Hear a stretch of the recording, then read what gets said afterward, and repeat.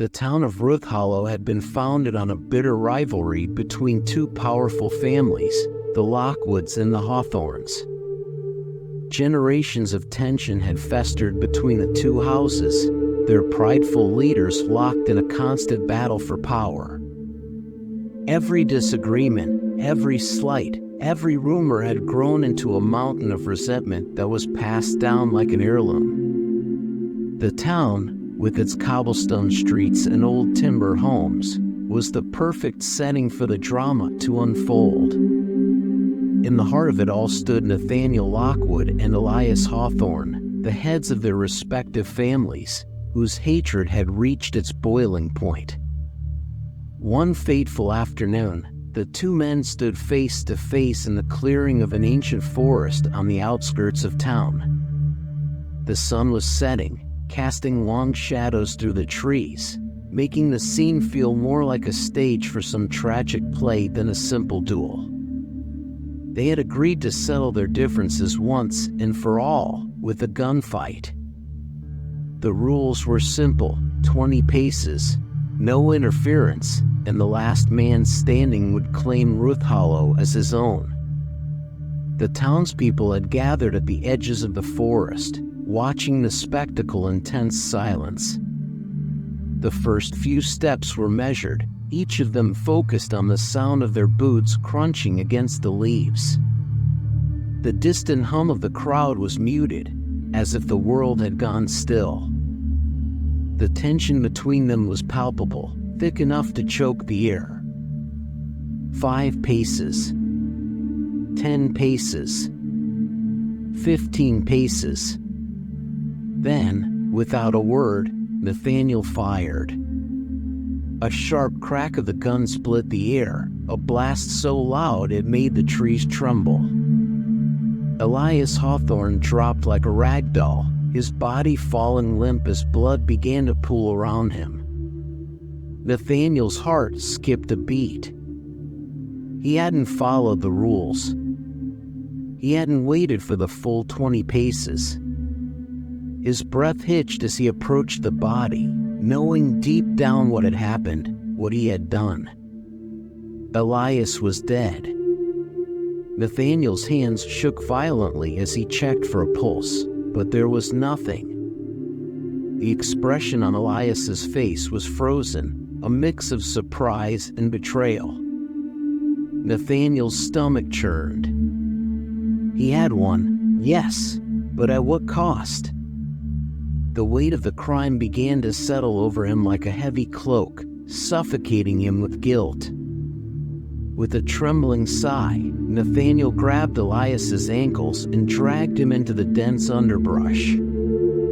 The earth beneath him seemed to mock his every movement, the dirt cold and unyielding as he buried the man's body in an unmarked grave, far from prying eyes. He quickly made his way back to Ruth Hollow, pretending the act had never happened, and went about his life as if the death of Elias Hawthorne hadn't changed everything. But it had. That night, as Nathaniel lay in his bed, trying to ignore the gnawing feeling in the pit of his stomach, he began to feel an overwhelming sense of dread. His room, once familiar and comforting, now felt foreign. The darkness seemed to press in on him, suffocating him with every breath. And then, from the corner of the room, he saw it, a shadow, tall and looming, standing motionless. His heart skipped a beat as the figure took shape, becoming clearer with each passing second.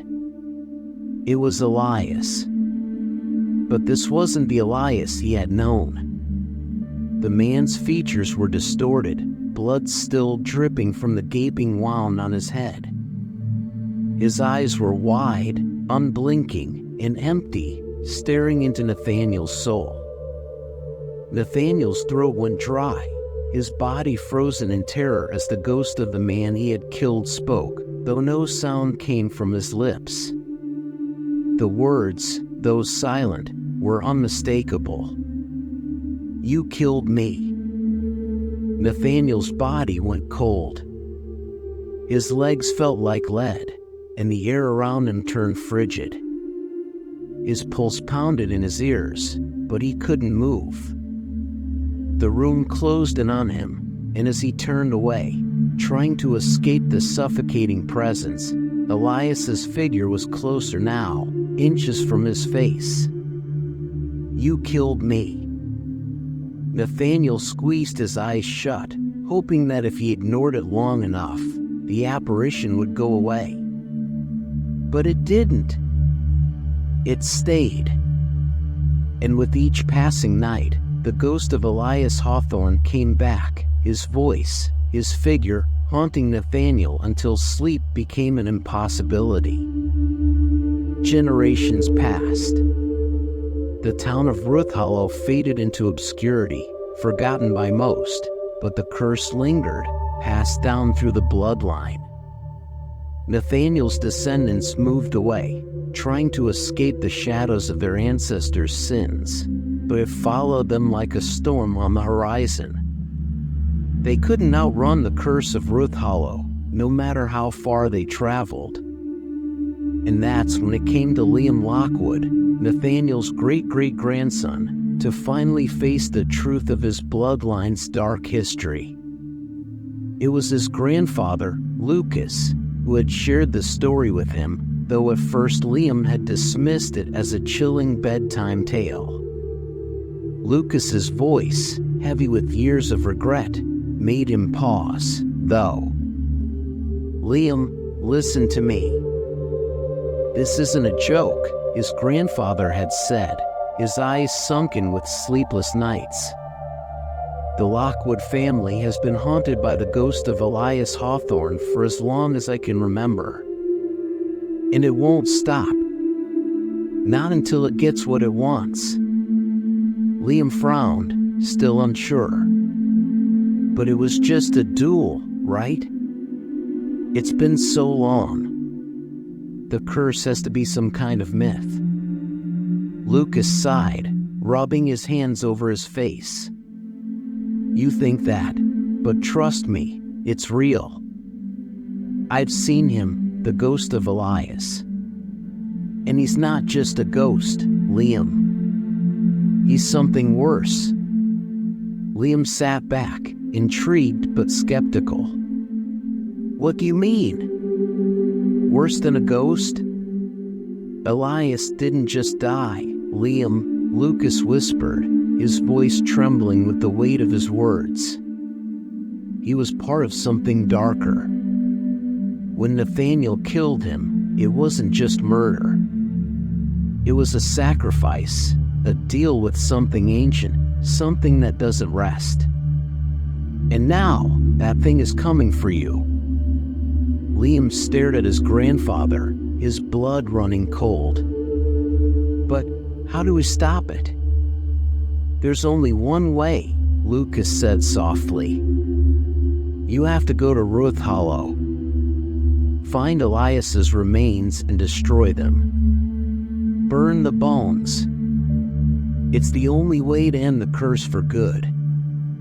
Liam stood up, ready to dismiss the idea entirely, but something in his grandfather's eyes made him pause. There was fear there, real fear. Fear that had been passed down through generations. "I'll do it," Liam said, the words slipping out before he could fully process them. "I'll go to Ruth Hollow and end it." The ruins of Ruth Hollow were nothing like he had imagined. The town had been swallowed by nature, its crumbling buildings overtaken by vines and decay. The streets were empty, the air thick with the stench of rot and forgotten memories. As he walked through the abandoned town, he could feel it, the weight of the curse hanging heavy over everything. The wind seemed to carry whispers, just beyond his hearing, but they were there, scratching at the edges of his mind. In the center of the town, where the town square had once been, stood a tall statue. The stone figure was cracked and worn, but its features were unmistakable: Elias Hawthorne. His eyes, though made of stone, seemed to follow Liam as he approached, cold and accusatory. Liam felt his heart beat faster, the dread crawling under his skin. He knew what he had to do. He took a shovel from his bag and began digging, the earth heavy beneath his hands.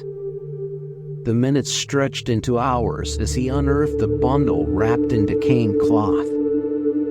Inside were brittle bones, discolored and broken, their ivory whiteness long gone.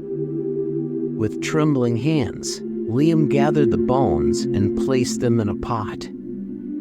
He poured flammable liquid over them, watching as the flames ignited, curling up around the remains. But as the fire grew, the ground beneath him began to shake. A low, guttural growl filled the air, and Liam spun around, his heart hammering in his chest. Elias's ghost was standing there, his form now decayed and more monstrous than Liam had ever imagined. His eyes were black voids, filled with rage. "You think you can destroy me?" Elias's voice was a low rasp, like the wind through dry leaves. Liam's stomach turned. "I'm ending this, Elias. This curse, this nightmare, ends tonight." But as the fire burned brighter, a deeper, darker voice spoke, one that was not Elias's, but something worse, something older, something alive. "You cannot end it, Liam Lockwood," the voice hissed. "Not until the last of you is dead." Liam's vision blurred as the shadows around him grew, stretching toward him like hungry hands. He tried to run, but his feet felt heavy, as though the ground itself was pulling him down. The curse had never been about Elias. It had never been about the ghost of a man. It was about something much darker. And now, Liam Lockwood had become its newest victim. The shadows closed in, and the last thing Liam heard was Elias's voice, mocking him from the darkness. "You can't escape it. The curse will never die."